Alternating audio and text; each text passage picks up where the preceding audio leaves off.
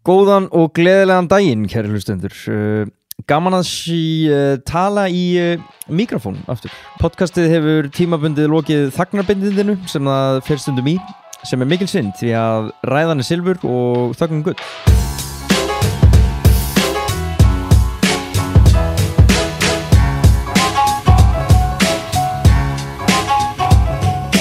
Við rjúum þess að þögn með ekki minna merkilegri viðmælanda en Burkard.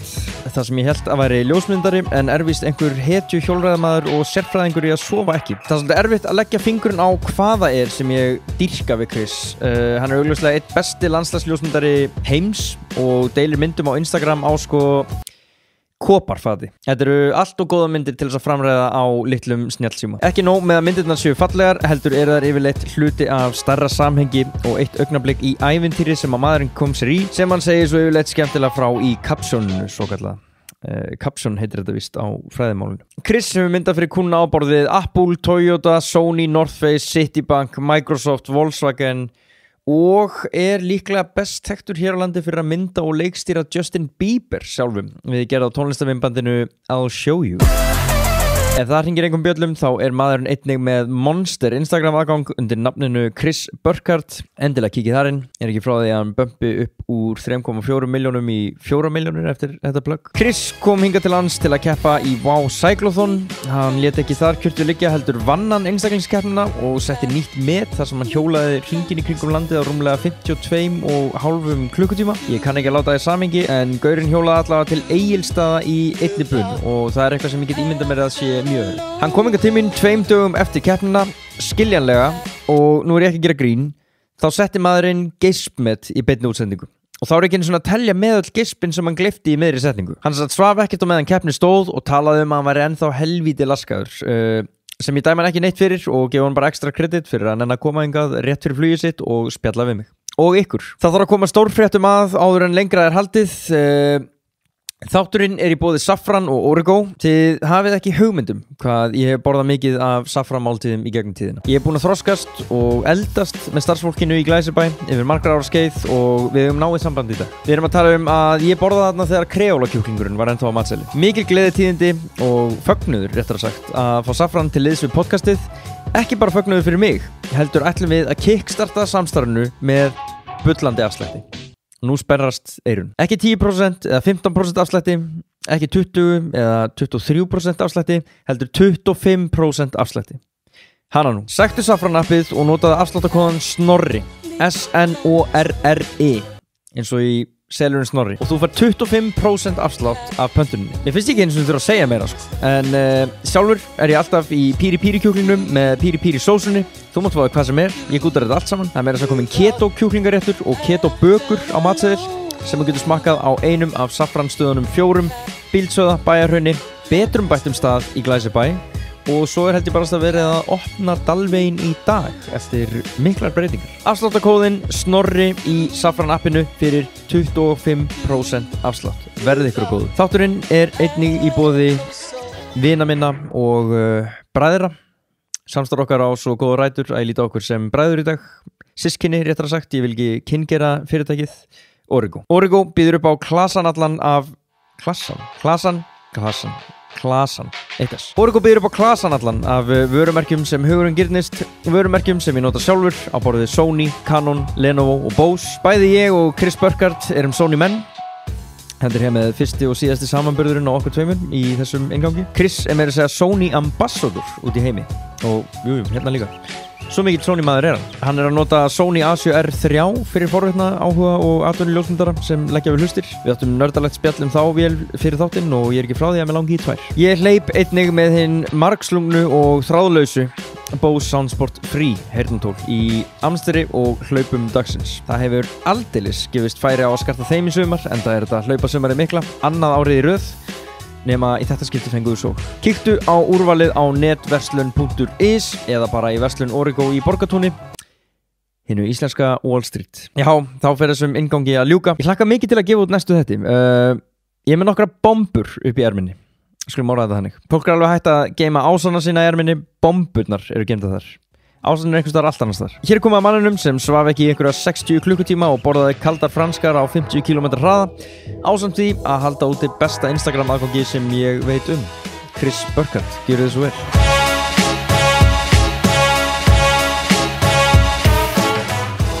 There's not a lot of podcasts in Iceland. There's not a lot of people in Iceland. Yeah, it's true. No, but well, actually, we had like an explosion in podcasts just 1 year ago. Really? Yeah, it's just, I would say there are a lot now. Really? Wow, Yeah. I didn't. That's funny. I haven't come across many, maybe, but I'm pretty savvy on the podcast. You are? Listen, I enjoy them a lot. I like to listen to them all the time. And yeah, it's something that drives me definitely, like when I'm riding or something like that. Oh yeah, of course, for those long rides. Oh yeah.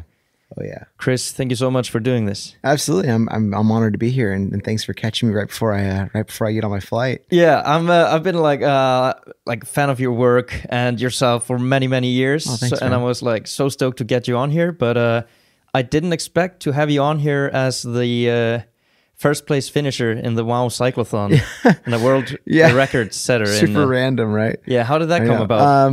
Yeah, it's a funny question. The kind of two parts to it. First of all, I started riding bikes maybe 5 years ago when I lived really close to my office, and obviously somebody who cares about the environment, you're looking for ways to use your car less and be outside more. And I was like, oh, I'm going to commute to work. So I started commuting to work. I bought some crappy bike online for like $400 from like Craigslist, which is like an online selling thing. And yeah, I rode that bike forever. And then, I had kids and life got crazy. I couldn't ride that much. And then all of a sudden, about a year and a half ago, my kids are older, and so I have time, and I was like, I want to get back into it. So I got a new bike, and I just felt excited and psyched to like set a goal. And I guess whenever life kind of in some way gets monotonous, I like to set some goal that is truly, outside of the norm or outside of my comfort zone. I feel like I profess this a lot to people, like in my work and in speaking and everything. I'm always telling people, oh, you got to do this. This is how you live a creative life. Well, I have to do that too. It's a part of what I do. So for me, it's not always picking up a camera or making a documentary or this and that. Sometimes it's like the physical effort or the idea of setting some ridiculous goal bigger than yourself and then working for it. Like that is fulfilling to me. And so I think that that's really what it was. Like I was like, you know what? I love Iceland. I've been there 34 times, a place that's like giving me so much joy. I want to experience it in a way that like I never thought I could and really like immerse myself in the conditions, the rain and the wind, like, and that's what I felt. I felt everything, and it was really cool. It was very visceral. Yeah. So yeah, I won the race. It was fun. But like, do you have a background as an athlete or anything at all? I mean, it's a funny thing because I gave up my aspirations of being an athlete years ago when I started to photograph athletes professionally, and it's sad because you're always on the sidelines watching people, performing at their best and just doing awesome stuff. And that's like, can be frustrating, a little bit, as somebody who likes to get out there. And so I've kind of have to like be decent at everything. I have to be able to ski and be able to climb and to keep up with a lot of the people that I work with or be able to like, be in the water and surf and whatnot. So it forces me to be really active, but I never have like one discipline that I'm able to like dedicate my time to. And that's pretty much what I did with cycling. I dedicated I stopped doing other things to do that so that I could peak, Was that hard for you? It was super hard. Yeah. I mean, I'm pretty ADD. I like to do a lot of stuff. My mind's always wandering, I'm always like, what's next, this and that. So it was kind of weird to like think about, well, okay, how am I going to like put off, all of these, like I love going surfing and I didn't surf for quite a few months, because when the conditions are good, I wanted to be out riding and this and that. So yeah, it's really hard, super hard.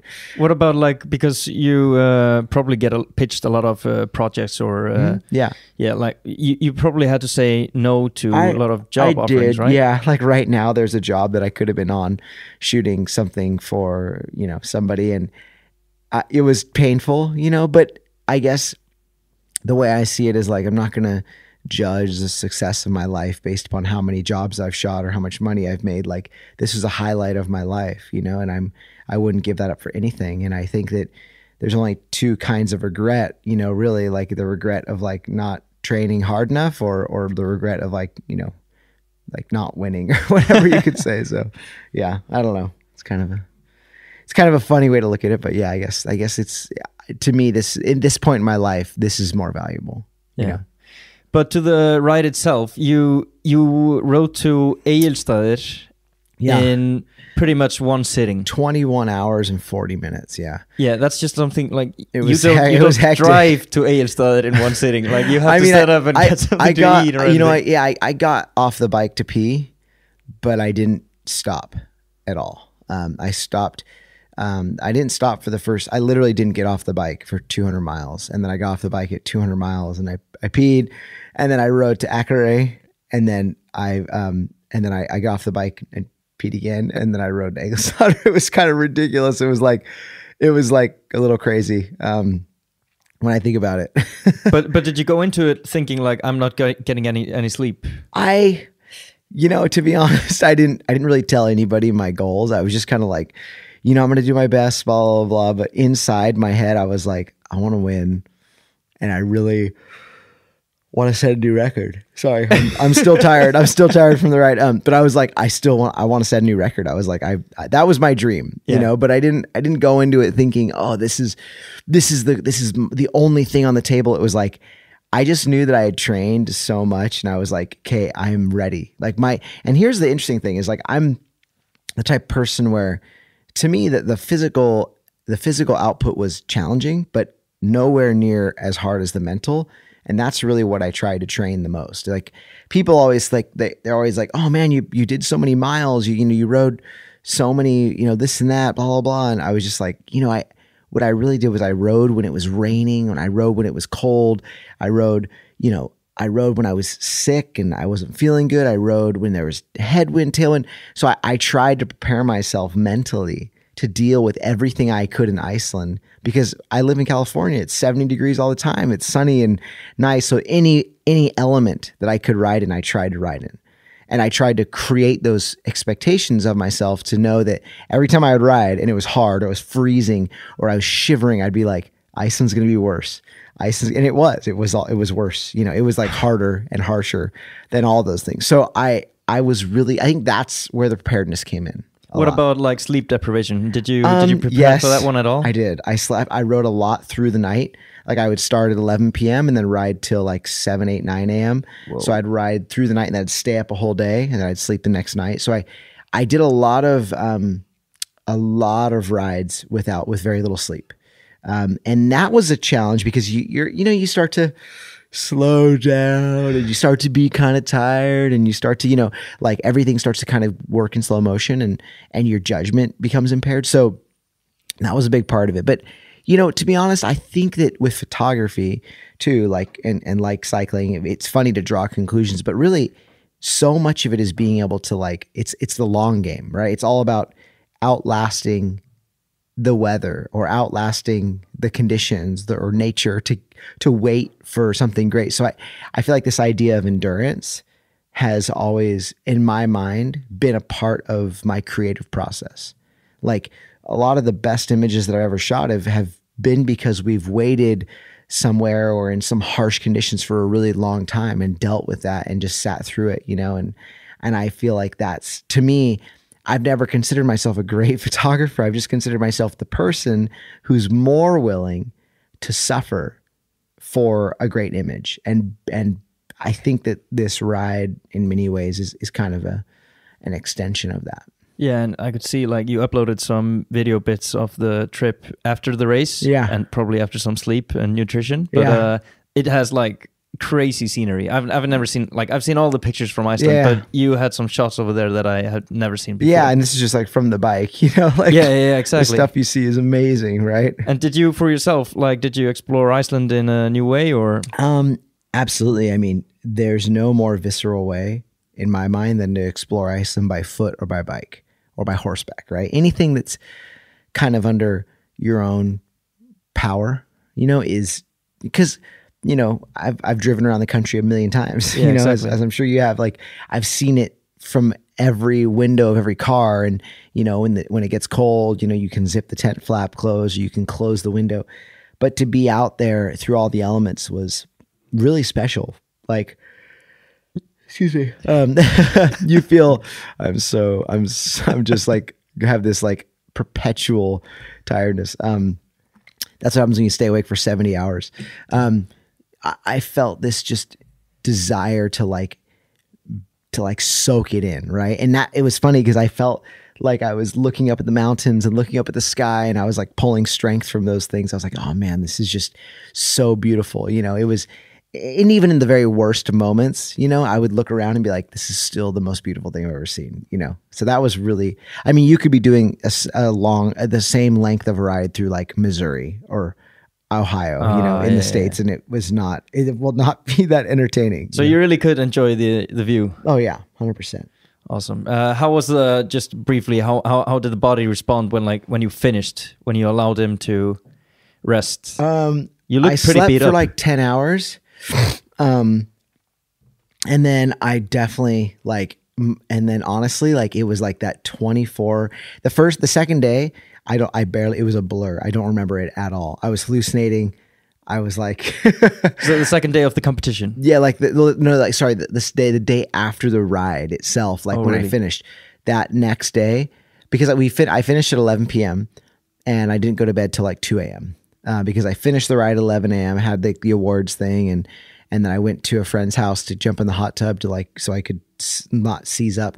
And then I went to sleep, and I just like that whole next day, I slept for 10 hours and I went and ate, and then I was like a daze. It was like I could not even function. It didn't feel like I was in my own body, which is really bad.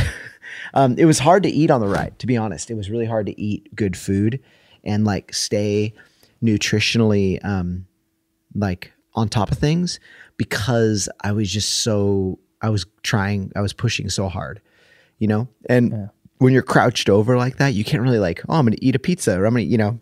But did you get any meals in, or was it just snacks?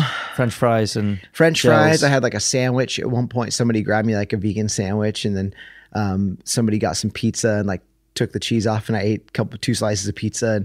But you're just like wolfing. You're like just consuming the food so fast that there's no like, you're not like tasting it. You're not like, you know, you're just kind of like, okay, great, you know, and that's it. And it just goes through you, you know. It's like, it just burns up. It's like I always tell people, like, when you're doing those endurance sports, it's like you're creating this really hot fire, right?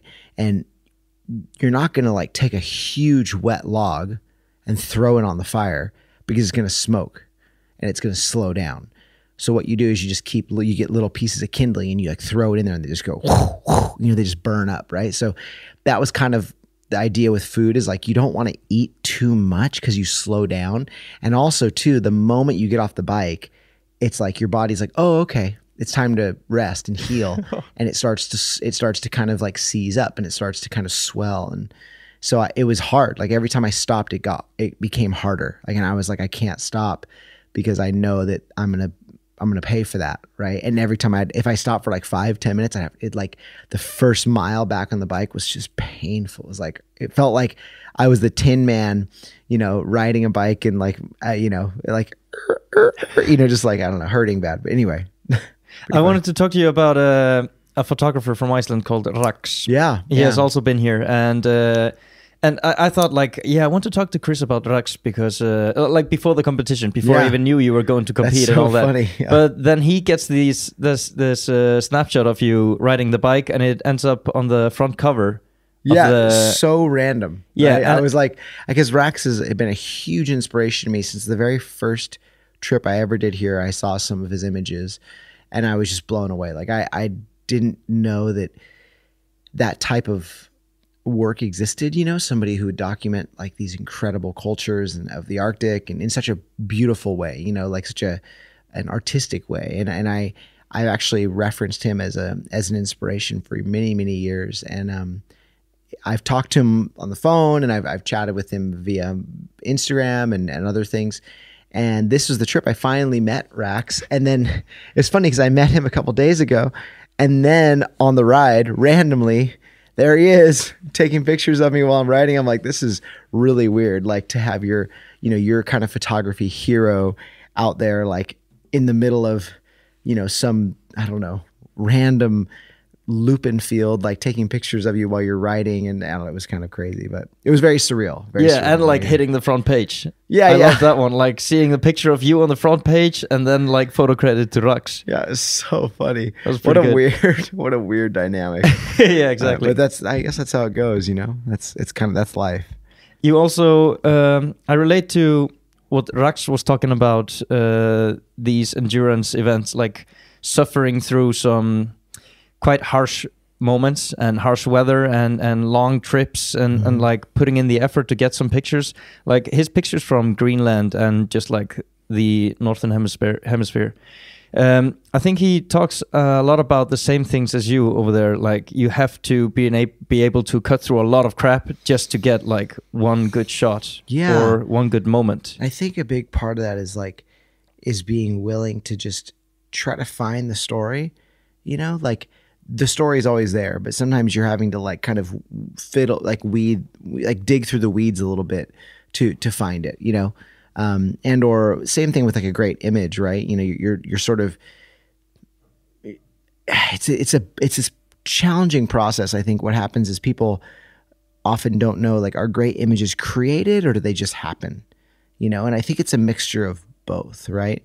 I've always thought about this concept that there's no such thing as just luck when it comes to photography. Like there's no like, oh, just a lucky moment. Like, no, there's preparedness too, because if you put a camera in your battery that morning, you're prepared. If you brought your camera with you, you're prepared. Like you're meeting this idea of luck halfway there. And I think that's what's really beautiful about Rax's work. And I hope to emulate that myself, is that I want to meet those truly like amazing, once in a lifetime, whatever you want to call them, lucky moments. Like I want to meet them halfway. I want to put myself in situations where like amazing things can happen. So I think that's kind of what he's done really, really well, is like he seeks out the people and the weather and everything, and makes just these unforgettable photographs. Absolutely. I discovered you on Instagram for like many people, but it's about 4 or 5 years ago. And Awesome. Then you had, you didn't have million followers, but you had some thousands. Yeah. And just through the years to watch it explode. And like in 2015, I remember I was telling my friends like, yeah, Chris Burkard, he's in Iceland, like check it out. And you were writing these captions and like you're traveling around the country, experiencing crazy things that even Icelanders dreamed of exploring or experiencing. But before all that, before you even had a good Instagram account, like how did it all start for you? That's a great question. Well, I grew up, in a small town, just like a lot of other people in Iceland, I guess you could say. Is I just wanted to do art in high school, and I loved art. I loved the idea of being celebrated for my creativity, and I pursued photography because I realized soon after that was like the perfect medium. You could take it into the mountains, into the oceans, everywhere. And ultimately photography kind of led me to this career path where I was like, maybe as a kid who didn't travel anywhere growing up, didn't have a passport, anything, never left the country, I was like, maybe this could help take me out of this small town and help me to see the world, like if I gave it everything. And so I quit my job and I quit school at 19 and I pursued photography with everything I had. But I lived below poverty level for a number of years, and I had the opportunity to really struggle for it. And it was amazing. Those were some incredible years.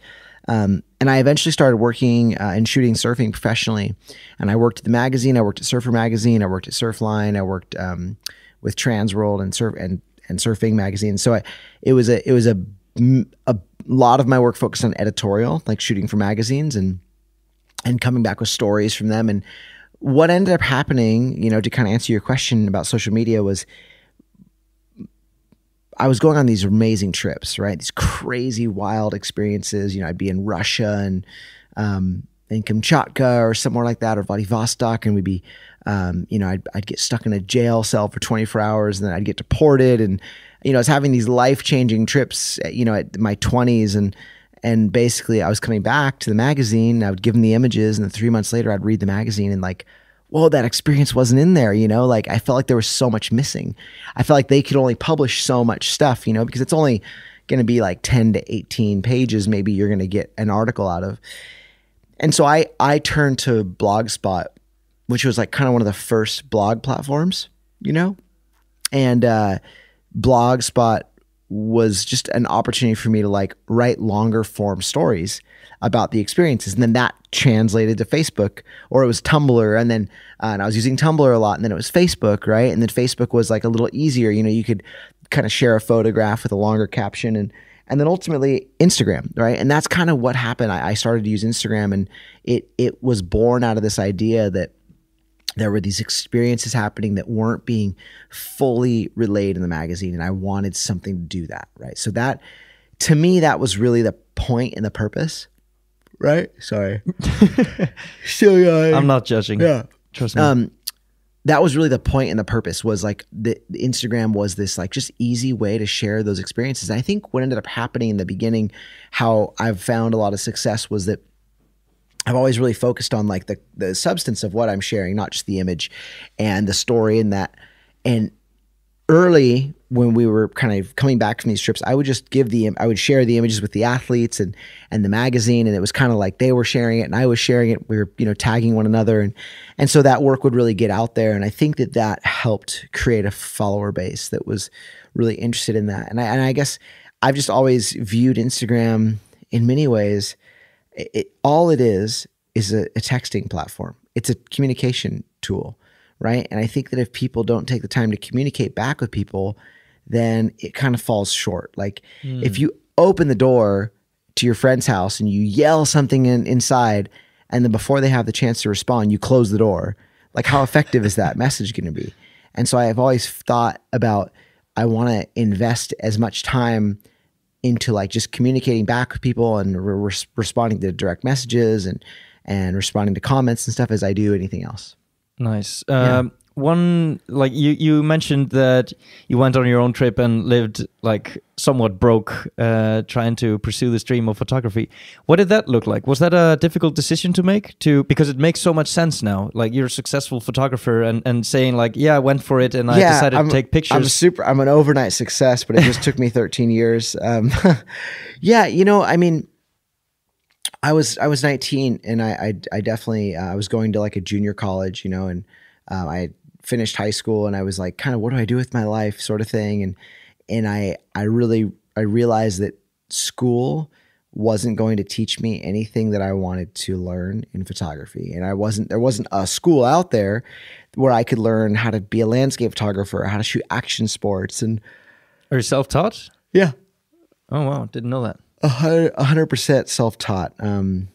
I basically didn't have the means to attend one of those schools, like an art school or a photography school. And so, and that was the most challenging thing really, was the fact that I felt like I needed to at least give photography 5 years. And I told myself, I'm like, I'm going to give this 5 years. If I'm face down in the dirt somewhere, then fine.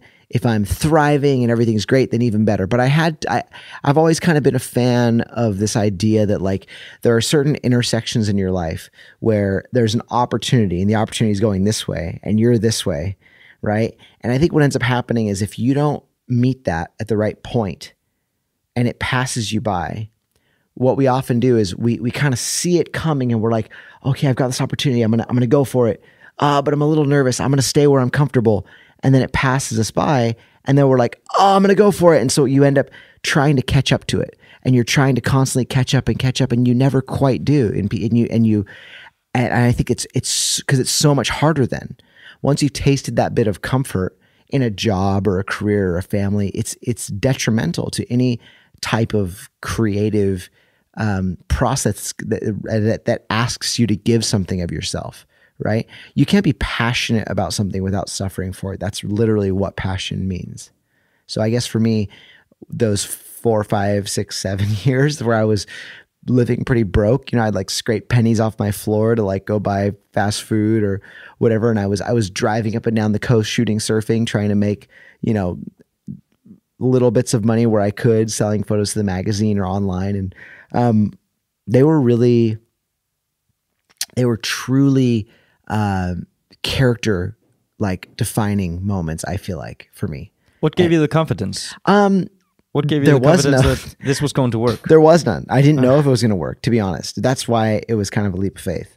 You know, there wasn't like, well, if there was definitely always like a backup plan, like, oh, I could always go do this, or I could always go do that. But that's the reality, is like, I could always do that. So why would I worry if this didn't work out? You know, like if this didn't work out, then it was just going to be, you know, back to kind of the normal 9 to 5, you know, working at whatever, some random place. But the whole thing is, you have to keep in mind too, I also didn't start my career being like, I'm going to be a surf photographer. I'm going to be a landscape photographer. I didn't, those things weren't, I was shooting weddings and senior pictures, and I literally was asked to shoot a midget rodeo one time. Like I would have done anything. I didn't care, because to me, it was more about making a living with the camera, you know? And I think nowadays there's a bit more of this thought process of like, oh, well, to be a photographer, I need to get an Instagram account first, then buy a camera second, then figure out how to use it third, when really that was never like the plan for me. No. Yeah. And for that one, you decide to pursue photography, and you make this like 5-year deal with yourself. Yeah. If I can say so. That's a good putting it. But what did you have to give up? Like you probably had to, because it's now it's worth it. But at that point, you were giving up everything else. I was definitely giving up the opportunity. Like I was giving up, I had quite a bit of, like I had some scholarships because I did pretty well in school, and I could have gone to a university, but there wasn't really a university that was going to like teach me photography. So that didn't really make sense. So I gave up school. I gave up, the opportunity for a further education, you know, those college years that I think are really formative. I didn't have those. I kind of gave up a lot of stuff that I almost don't know, you know, like I almost don't know what I gave up, because a part of me is like never experienced that stuff.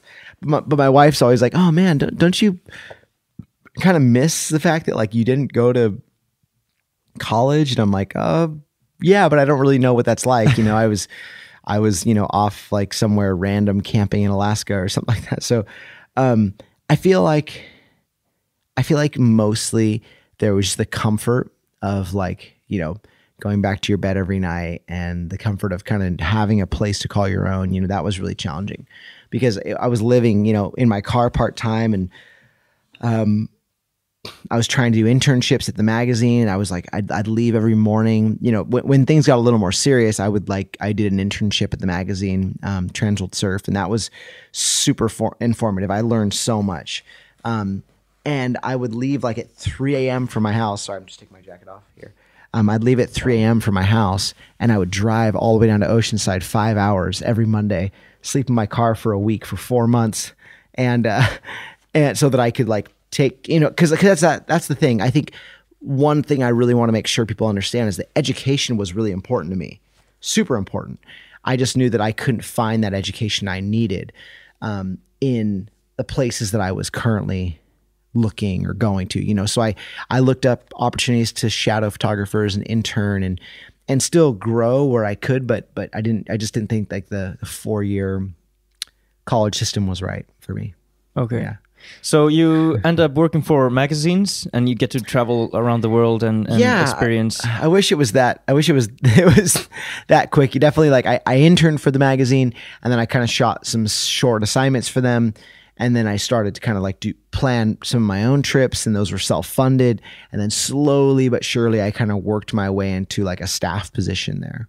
But self-funded trips, those are pretty risky, right? Those are pretty... Oh yeah, super risky. I mean, and that's the thing, is that at a certain point, I had like a travel budget at the magazine, and things were great. And I was able to like, you know, like have a little bit more comfort knowing that like, okay, well, they're going to cover this, and this is going to end up here and whatnot. But in the beginning, like nobody's just going to give you an opportunity to be like, hey, I think that you're going to be good at this. Like I had to prove that. So I would, you know, one of the first trips I ever did was to go surf in the Middle East, in the sea, in the Arabian Sea by Dubai and Oman and all that.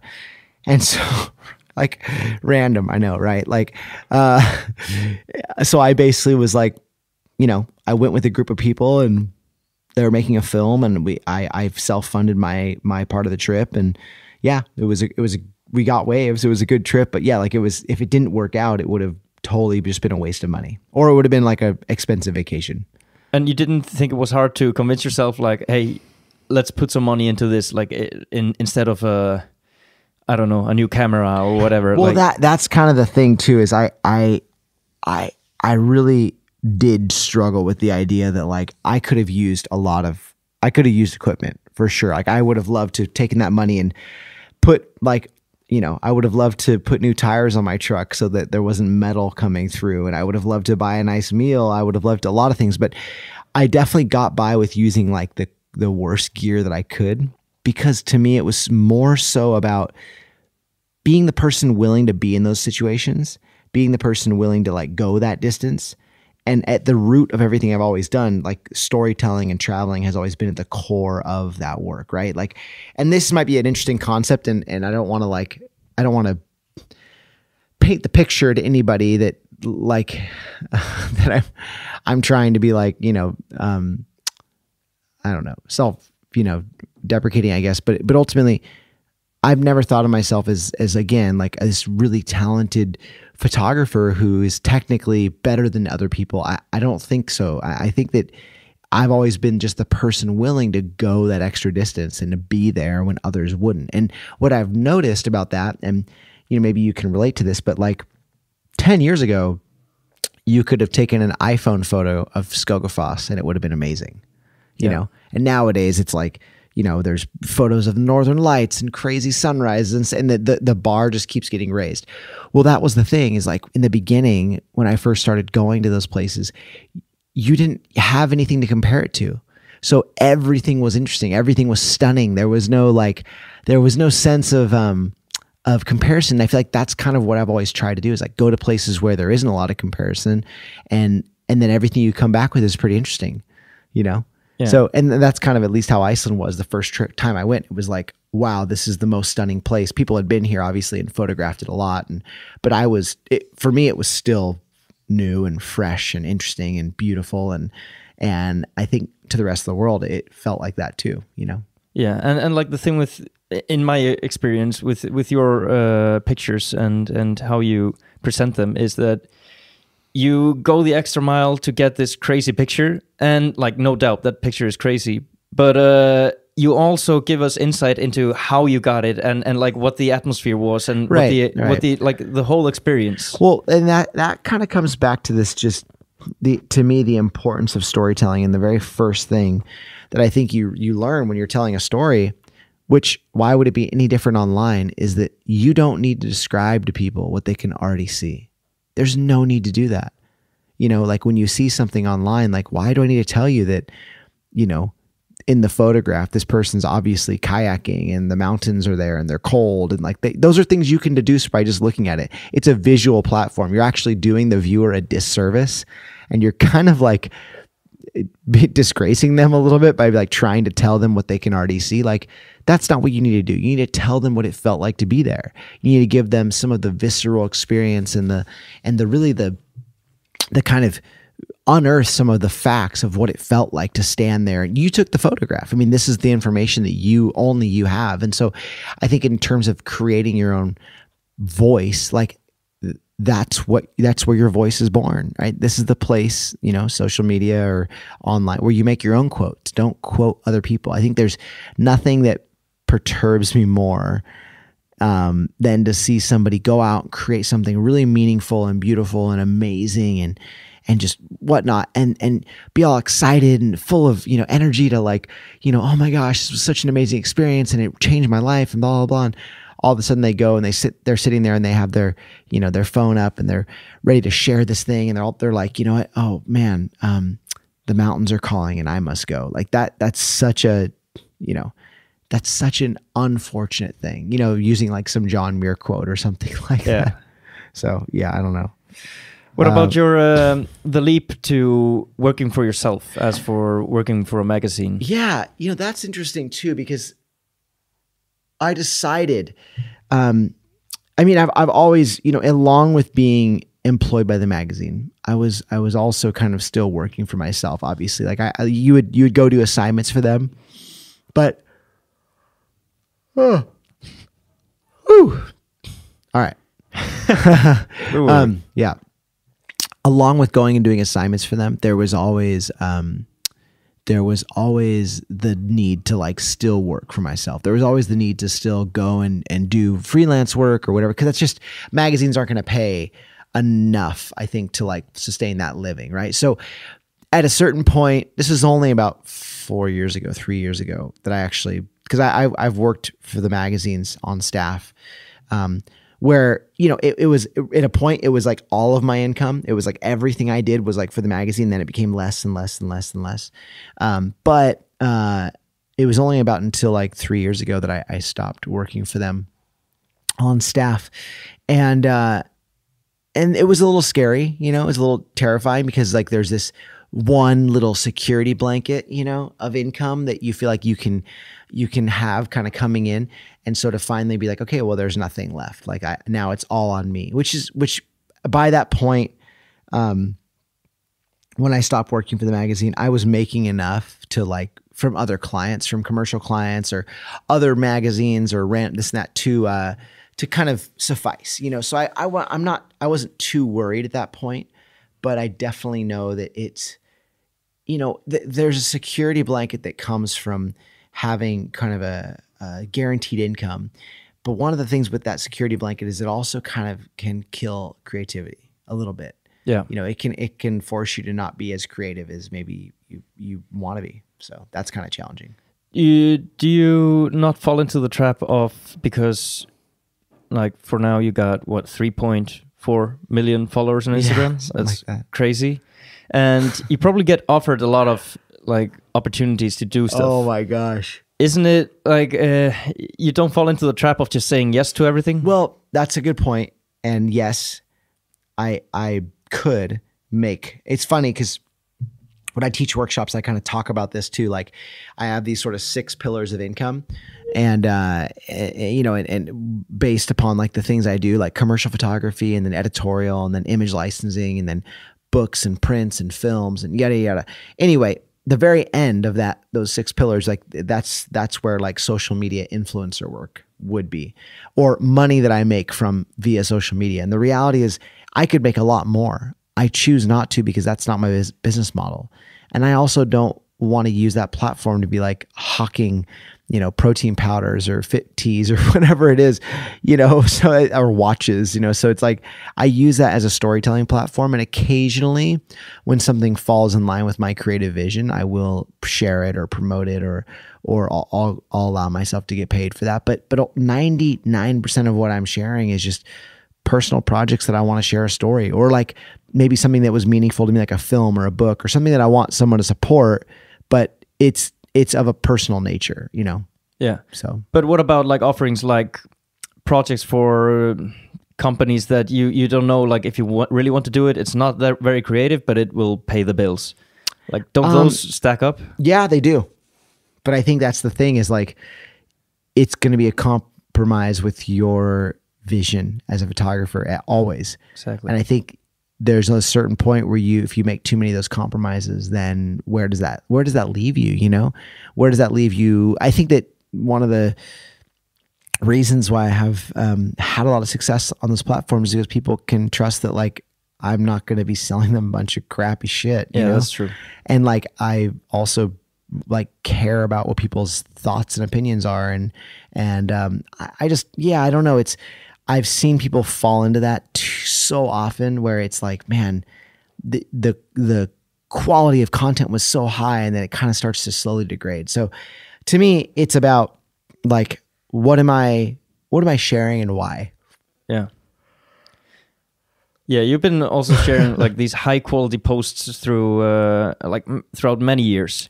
Yeah. But still, do you feel people get the full experience of seeing the pictures on a small screen? But that's a good part of it. Is like I think that I urge people, hopefully, to go and experience these places on their own. That's really at the root of everything. Is like, to me, it's not about, you know, and I would venture to say that you know, I came from a very unlikely scenario where like, you know, I wasn't in any capacity, like in any capacity ready to do the things that I was going to do in my career. Like I didn't have a passport.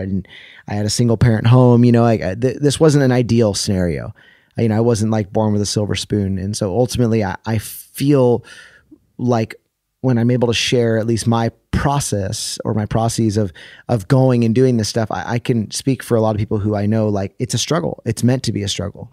But I know that for me, traveling has been like the greatest tool, the greatest educator in my entire life, and really like something I value immensely. So I guess that's just kind of one of those scenarios where I'm like very much trying to urge people to get out and see things for themselves and form their own opinion about it, you know, and also if they have an opportunity, you know, go see a movie that, or a film that like I've been able to work on or make. Cause that's a step forward in experiencing something, right? That's like one more level. Or a book where you can sit down with it and you can experience it that way. Or a presentation where I'm going doing a slideshow or I'm doing a speaking engagement. I urge people to engage in those ways, more hands-on. Social media is just one of like the 4 or 5 ways that I try to spread, I think, my, you know, mission statement or ethos as a photographer. Nice.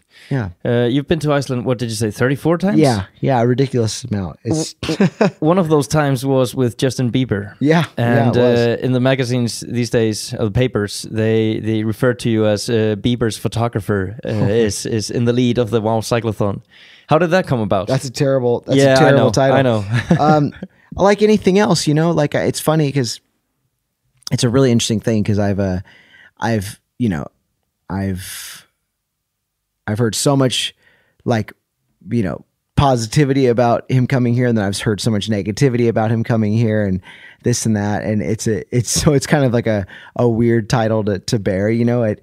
Like anybody else, Justin just reached out because he's like, you know, I wanted to, he was in Greece and he just finished recording a record or his album and basically was like, you know, I have a couple days and I've always loved Iceland.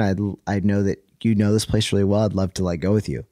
Or I'm going and I'd love to see if you come with me. So him and Rory Kramer, I came out with those guys and I just kind of, for a couple of days, I took him around and I showed him a few of my favorite locations and you know, tried to get him as immersed into nature as I could, you know, and honestly, it was an amazing thing. Like he's just, I mean, at the time, you know, he's just a kid wanting to experience the world, like wanting to experience like real nature and raw things. And imagine like going somewhere like, you know, Seljalandsfoss or Skogafoss or Jökulsárlón or something like that. And you get out of the car and you literally can't even make it to like the edge of the lake before somebody like is asking you or talking to you or this and that. Like it's frustrating. Yeah. I feel bad, you know, even in a country as remote as this, you know, we had people like hiding outside our hotel rooms and stalking us and media following the van. And it was just crazy. I was just like, I felt so bad, you know, like to me, this place I consider like a haven for nature is it's like a prison, you know, and his life is in many ways, it's like a prison, you know, like you just want to be, you know, able to experience things and you can't, you know, at times. So, it was an amazing trip. I was really blown away by just the person that he was and how childlike he was and like in love with, you know, experiencing Iceland and whatnot. So that was really cool. And so you were kind of like a tour guide and a director for it. No. Rory was like, they never planned on shooting a film here or a video here at all. They just like shot a little bit of footage, like friends, you know, like really? Rory. Yeah. Like that's the thing is like people think, oh yeah, they came to Iceland to shoot a video for one of his songs or whatever. And it was like, no, that was actually totally besides the point. They just came here for literally 4 days and like just to basically experience the stuff that they'd seen in my photographs. And so I kind of, I wasn't with them the entire time, but I was with them for like 3 days or so. And I took them like, you know, as far as I could and showed them as much as I could. And it was awesome. It was an amazing time. I really enjoyed it. It was actually like definitely one of the more highlight trips of my life for sure. Awesome. You also did an Apple commercial over here, right? Yeah, I mean, I've done so many random things. I produced a TV spot for Jeep, a Super Bowl TV spot for Jeep that was here. I've produced other surf films. I've shot 2 or 3 surf films, 3 or 4 clothing campaigns, a campaign for Apple iPhone 7, I believe it was. And then beyond that, just a bunch of other random like workshops and this and that. And then, I've come out for, of those 34 trips, I've come out here to like meet the president. One time I received an award, and then I came out here to speak at an environmental conference. And yeah, there's been a lot of random things, but I mean, the reality too is like, people often ask, it's so funny because people are, how many countries have you been to? And I'm like, I honestly, I don't keep track because I don't care. Like, I would rather come back to the same places over and over and over because I love those places and I love the people and I love the landscape and I feel connected to it than to try to just like see as many places as I can, because that's like doing new drugs. It's like really when you travel, you're just like, oh my gosh, I'm going to go to this new place and it's so amazing. And you get that high, and for me, I like it when that wears off, the novelty wears off and you can kind of like take it in, like, the first time you ever see, probably not for you, but like as a foreigner, like the first time you like see the waterfalls on the South Coast, you're like shooting pictures out the car, driving like 60 miles an hour, like, oh my, this is amazing. And then it's not until you can like kind of take a deep breath and really like accept what it is that you can really like fully experience it, I feel like. Yeah. So, yeah. As a creative individual. Yeah. and not as a like photographer specifically. Are there any lessons you've learned about working for yourself that you might not notice if you were working all the time for somebody else? Like what are the sacrifices you have to make to really pursue this dream of yours as just making it on your own? That's a good question. I think that the reality is anytime you're working for somebody, your creative vision is being compromised a little bit. And I think what ends up happening is that people forget this concept that like, if you're being hired just to shoot something, and that's it. Like you're just being hired because you have a camera and you know how to use it. And that's not what you want. You want to be hired because people value your input. People value your creative vision. They want to work with you because it's you. And I think that's really benefited me. And so what I would say with that is like, you're only going to bring back the work that you put out there. And what I mean by that is like what you share and what you print and what you post and whatnot, that's the work that you're going to bring back. Like nobody's going to be like, hey, we love your wedding photography, but we thought you might be good for this, for this MMA match, like it doesn't really work like that. And I think that what ends up happening is that when photographers forget that they need to be investing in their portfolios, that's the main thing is like, if you want to go shoot something new, you want to go shoot aerial photography, go fly, go learn to fly or go spend the time or the money. If you want to go shoot automobiles, then rent a vehicle and shoot it, like it's not complicated. You need to build a portfolio you're proud of. And I think that for me as an entrepreneur or as a creative, individual, I guess you could say, like, that's what I'm always thinking of. Like, I want to be investing into my career first and foremost because nobody else is going to invest in it. Right. And I want to be bringing in jobs back that I'm excited about. And that's really what's so cool is like oftentimes when people are coming to me to work with myself, it's not like, because normally I would say a company might come to you like an Apple or someone and be like, hey, we want you to bid out this job, but there's 2 other photographers bidding out this job too. So it's like triple bid, right? And so you're putting in a price and everybody else is putting in a price. But the thing that sucks about that is like, they're not like, it's like, you can all do it. Yeah. They're just looking for who's the cheapest, right? So the beauty to me is like, you want to be the person that somebody comes to be like, well, we want to work with you because you're you. Yeah. I think that's really important. Sometimes I think the lines are pretty blurry with photography compared to like a musician. Like if you really want to be a musician, the obvious thing to do is create songs and put them out there. But Right. you wouldn't be making songs for somebody else for like your whole career and like wondering, why did I never make it as a singer? Like because you didn't release any tracks yourself. Right. But in photography, you kind of get lured into like, hey, can you take pictures at this wedding, and then can you take pictures of this car, and yada yada. Right, and too much of that can be challenging. I think there's always a need to like shoot the work that's going to bring you an income. Like it's no matter what. Like that's the reality. Is like just because you're promoting something, just because you're putting work out there, doesn't mean that like that's necessarily how you're making your living, right? You just have to understand that like you have to put out that work you hope to bring back. Now, there was a lot of times where the work that was making me money and the work that was making me happy were two different things. Yeah. And that's okay, right? And you have to accept that. Like I still shoot jobs all the time that aren't great emotionally and make me like really happy and fulfilled, like, but they pay the bills and that's what it is. And if you really want to see that stuff, you can look deep in my website on my commercial page and see work that we've shot for, you know, Toyota and Honda and Volkswagen and you know, some, you know, Pacifico, and yet like, it's just stuff, right? Yeah.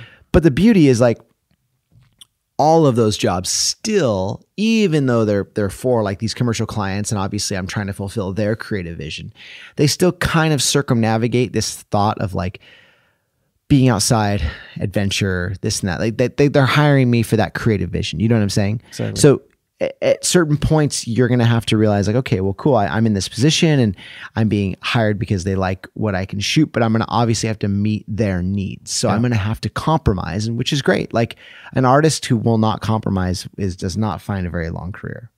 Interesting. How is it with like when a big company approaches you and they say, like you were saying with Apple, like they approach 3 different photographers. Yeah. How do you value yourself in that position? Isn't that hard? I use an agent. Okay. Which, to be honest, is one of the most important things I think anybody could ever do. And it's not so much to go get an agent. It's to understand that there's a level of separation that needs to be created between you and whoever you're going to work with. Whether you're a wedding photographer and you're going to go talk to a bride and groom, or you're a so-and-so and you're going to do a job for whoever.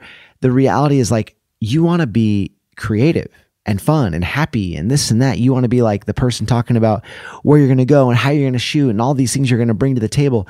You don't want to be the person being like on the next phone call being like, okay, but I need to make like $10,000 a day, you know? And then them being like, oh, that's way too much. And you're like, oh, well, that's what we get paid, like, you know, from other brands. And so that's not a fun conversation to have. And that will always, and then what happens is they're like, oh, we only have this much. And you're like, oh, well, okay, I can do it for that much. But next time you know, what's going to happen there is that you're going to go into the job bitter. Yeah. They're going to know that. And then all of a sudden, guess what? 3 months later, you have to follow up and be like, hey, I need that invoice paid. That's not fun either. That's a terrible thing to do. And it's a terrible position to put yourself in. And so I've always kind of lived by that mantra of don't get good at something you don't want to do. Don't be the bookkeeper and the agent. And I don't care if your friend is representing you, you know, or you're doing it yourself on another email chain. That's fine. Like the whole point is to create a level of separation, however real or fake that is, it's fine, but it's easier for somebody else to talk you up than it is for you to talk you up, you know, because that's uncomfortable. Yeah, that's and a good little point. Unnatural, you know. It's a very good point. Yeah. What did you say? Don't being good at what you don't want to do. Yeah, don't get good at what you don't want to do. Like, don't try to like build a career. Like if I was like, great, I love getting paid, but I need to be better at like learning how to like, you know, manage my books, you know, manage my expense. So I'm going to go learn how to be a really good bookkeeper. Like that sucks. Like I don't want to do that. I just rather pay somebody who's really good at it to do that job. And I think this idea of delegation and like hiring the right people for the right jobs is really where photographers start to succeed. They start to kind of jump out of like off the training wheels and jump into like more of a career path, because I think that you're more committed then. When do you know how to outsource or just specialize in something? And like the lines get blurry when you're talking about like taking pictures versus editing them. You know where I'm going? Like you probably want to have something to say about the editing work, but the accountant you kind of don't. Yeah, it's a good question. So this idea of like upscaling or this idea of like growing your business, right? For me, it really started when it was kind of a natural process. It's like, oh, well, I had somebody reach out years ago, like 8 years ago, to do an internship. And I was like, oh, I don't know what I could offer you, but yeah, we could do it, you know? And I'm like, I don't have anything to pay you. I'm sorry. I mean, it was just like early in my career, I was barely making money myself. And so I had an intern come, I taught him everything I knew. And, you know, he helped me out a little bit. And then he left. And then I was on a job, and I remember being like, oh man, well, that, you know, this magazine really wants this photo, and I couldn't get it to them, and I lost money. And so what happens is, when that happens enough and you lose opportunities, you lose money enough because you can't be there when it's just you and you're on a job somewhere, you're on a shoot. I was like, well, I have this person trained to do all this stuff. Why don't I just have them do it? So what I would do is like, it started out with me just paying somebody hourly to like, whenever I needed them to come in and do X or Y or send out this photo or ship this thing or whatever. And then all of a sudden I needed more people. I needed more time. So it was like a part-time job, and then it became a full-time job, and then it became one full-time employee and a part-time employee, and yada, yada, yada, yada. And so now I'm doing jobs that almost always require 2 to 3 people to do the job. Whether it's myself and an assistant or a filmer or a crew, you know, sometimes it's a crew of 60 people, right? It just depends on the job size and who it's for. But ultimately, yeah, I have people on staff who are my like full-time assistants, and then people on staff who are like office managers, and then my photo editor, Hannah, who you asked about like editing. Well, one of the things I would say that's kind of just a personal thing is that I don't think a business is super sustainable if your process of editing or post-processing is so elaborate and crazy that like only you can do it, or it takes hours or minutes per image. Like for me, I'm shooting jobs where we're doing a clothing campaign for Prana and shooting climbing as well, and we're coming back with like, you know, 60,000 images. Yeah. Do you think I'm going to sit there for 2-3 weeks and edit those? No, I'm going to go to the next job and make money because that's my job. Yeah. My job is to go and shoot photos. My job is not to sit behind a computer and edit. I can set the tone and set the look, and also the way in which I edit is pure enough that like I can teach to anybody. And so I'm not trying to focus on like, oh, well, my style is derivative of how I edit. My style is derivative of my composition and how I see things and how I shoot. And what I'm doing is I'm asking somebody to just edit in the style that I can, because I can teach to anybody. Yeah. So that to me is like, there's certain aspects of your business that have to be scalable. And if it's not scalable, then you're going to have a hard time finding more success. Yeah. Heiðarlogi, the surfer. Yeah. He told me like he was on some trips with you. You guys have had some adventures together. I like that guy a lot. He's a classic dude. Well, I wouldn't say he's a classic dude, but he's like unique dude. Yeah. In my opinion. But unique, he said that unique is a good way of putting it. Yeah. He said that like you were on some trip together here in Iceland, and he said like you were the guy who woke up the earliest and you were the last one to go to sleep. Probably, yeah, for sure. I mean, I definitely feel like when the project is yours, you know, when it's like your baby and you're the one investing the most into it. You know, you're the one who's the most eager to see it come to life and stuff, and you're the most passionate about it, right? And so, yeah, there's certain jobs where like I'll take a little bit of a back seat because I can't push any harder, you know? You're dealing with clients and brands and this, that you can't really like push them. But when we've worked on like films and whatnot, or this, like I want it to be the best that I possibly can. So I'm giving everything that I have to like make it amazing, you know, or make it incredible. And that's really, I think that drive is important, because what I've always thought is like, if I wanted to be comfortable, I would have just stayed home and stayed in bed. You know, I wouldn't have come here. So you've taken the first step towards being uncomfortable, so you might as well just run into it. Right. Well, and also too, like you have to set an example for everybody else, right? Like if you're like the person who's like slacking, you know, and this, like, no, I want to be the first one up, like before everybody else. I want them to see that, you know, like it's not like a pride thing, but it's more just like, I want them to know like, okay, well, I you know, he's up and he's dedicating himself to this. So I can rise to the occasion a little bit more, you know? Yeah. So, being tired and being cold and all that and suffering through the moment, that sucks, obviously, and people don't want to do it. But to sum it up, what would you think, like, what just in generally drives you to go through all this, to capture these moments, which end up just like as a photograph? Like, to be honest, I think that you're going to value those things that you suffer for more. I had a chance to give a TED talk a couple years ago, and one of the real pieces of information that really kind of came to life from giving that TED talk, which if you know anything about that process, it's like basically they come to you and they're like, hey, we would love you to speak on the biggest international stage in the world. And by the way, this is probably the most important thing you'll ever say. So make sure you have, like, whatever your one kernel of truth is you have to share with the world, make sure that you do it well. And so you're kind of like, you're just drained, and this isn't like TEDx. This is like actual TED, like the global thing.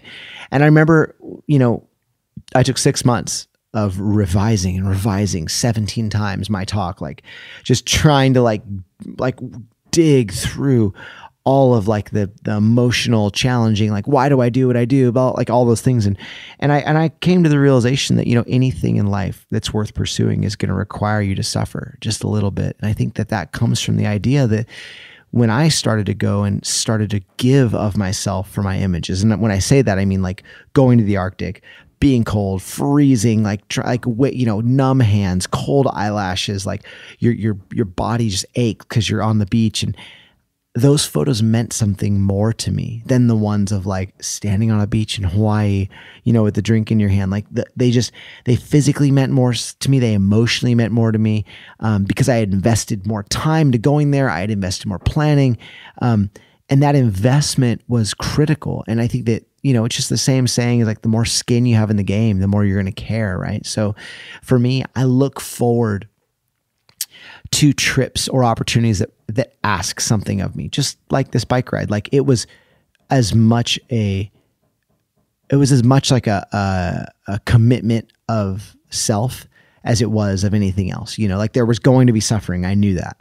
And I'm not some masochist. I'm just, I'm not looking for that in my daily life. I love being comfortable and waking up late and at home and like, hanging out with my kids, trust me, and eating pancakes. But the reality is like, I also know that when I want to go out and experience something that I want to share with people, I need to have a story to tell. And this is how you have stories.